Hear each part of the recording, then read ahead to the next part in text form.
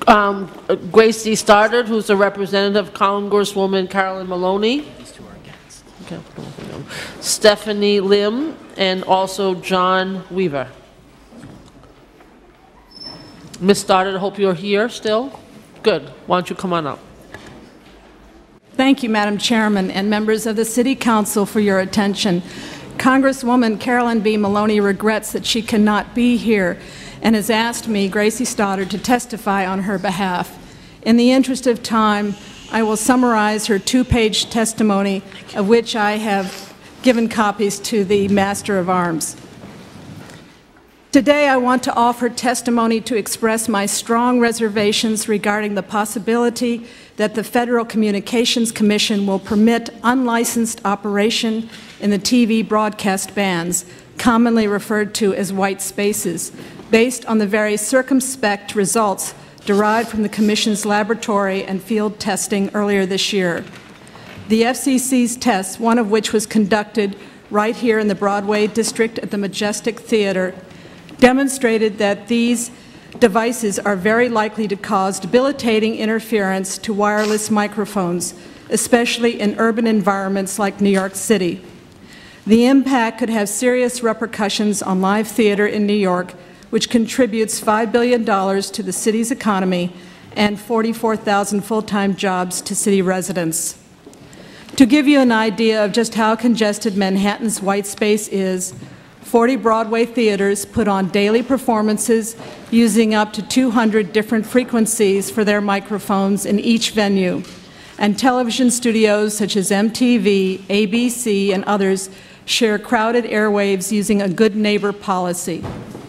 Technology that is not ready for prime time could also interfere with pre-existing devices used by smaller but important organizations such as churches and community centers.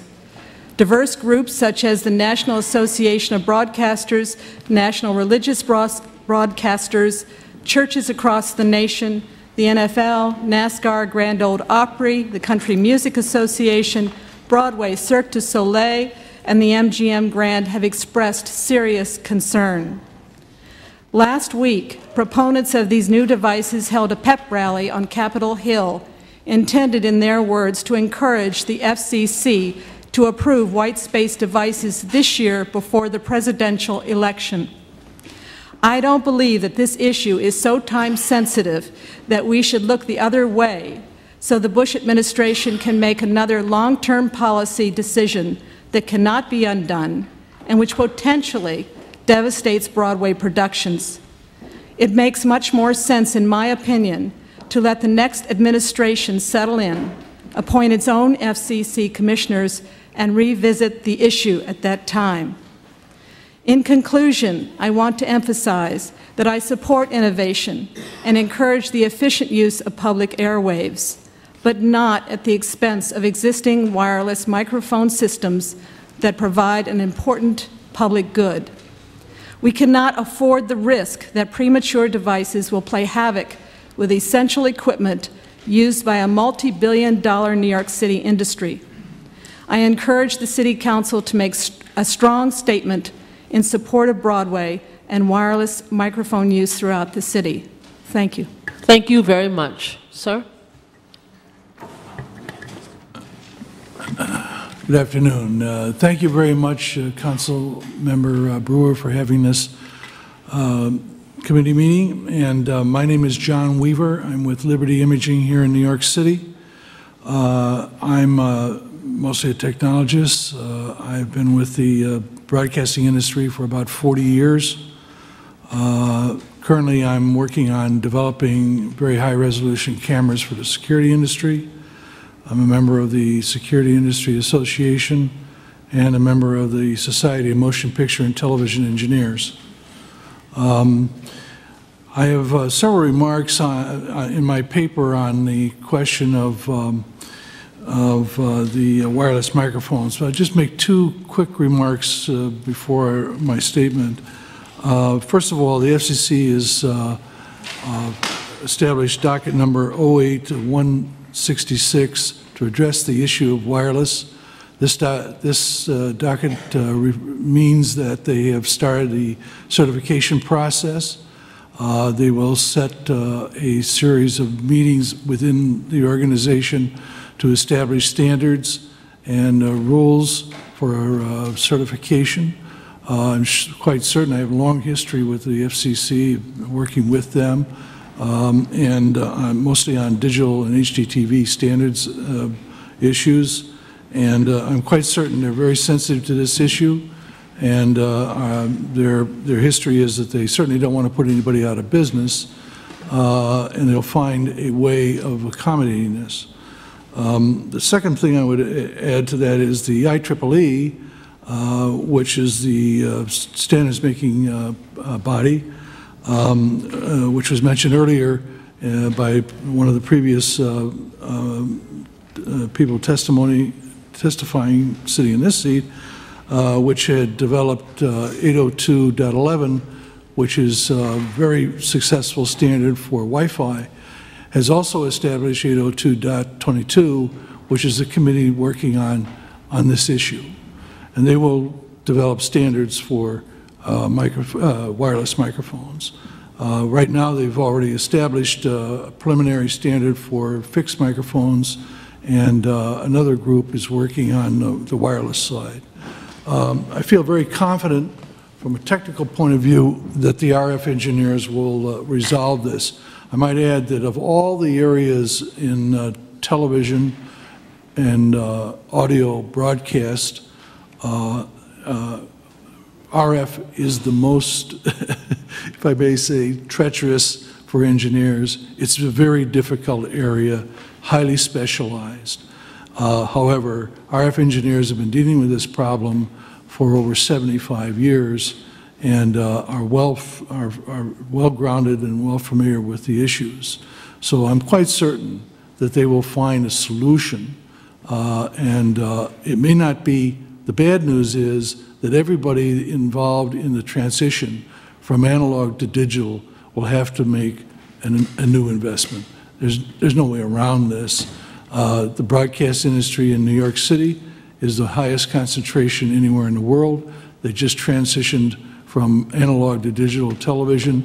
It's cost billions of dollars. None of them wanted to do it, but they did it anyhow, and it's going to be very successful. So I'm sure that this will be successful too.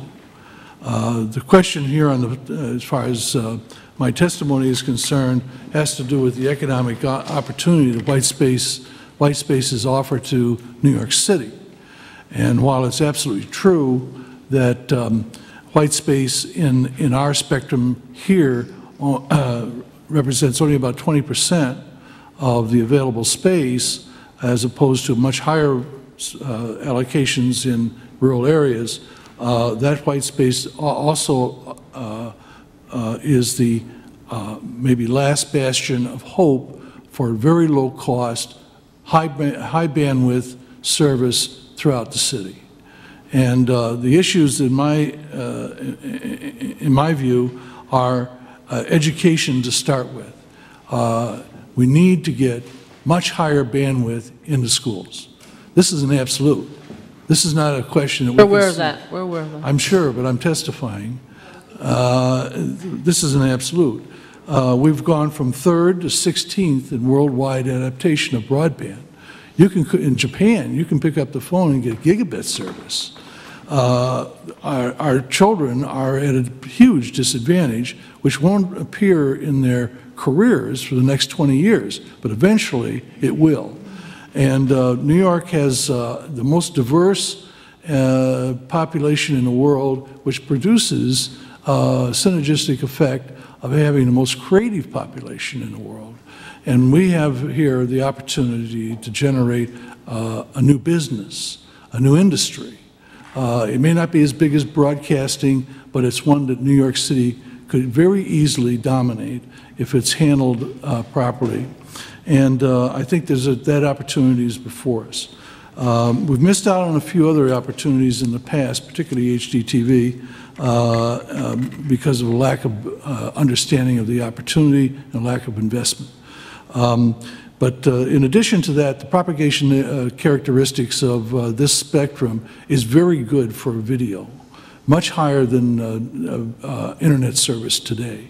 So creating video services, whether they're for entertainment or law enforcement or emergency uses, would provide much better quality video than in the past. And I look at the situation for security, which is my particular focus in providing higher security systems for public buildings, particularly public housing, which is depleted now because the services there, the technical infrastructure there is not capable. Would you like to ask a question? I'm just wanting to wrap up, because we've got, turns out there are 2 more people who signed up. So if you could just wrap up, and we can include sure. your testimony as part of the record. Okay, yes, I did.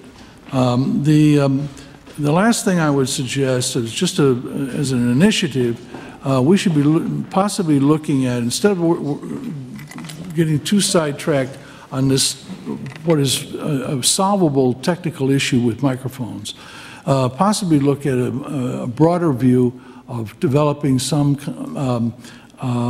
enterprise to create an industry in New York by both supplying high bandwidth service to the community, particularly schools and libraries, but also the educational background support for our children to learn how to develop businesses around this technology. This, I think, would be the most important thing we could do, rather than being too terribly concerned about a technical issue we actually can't do much about. Thank you very much. Thank you both for your testimony.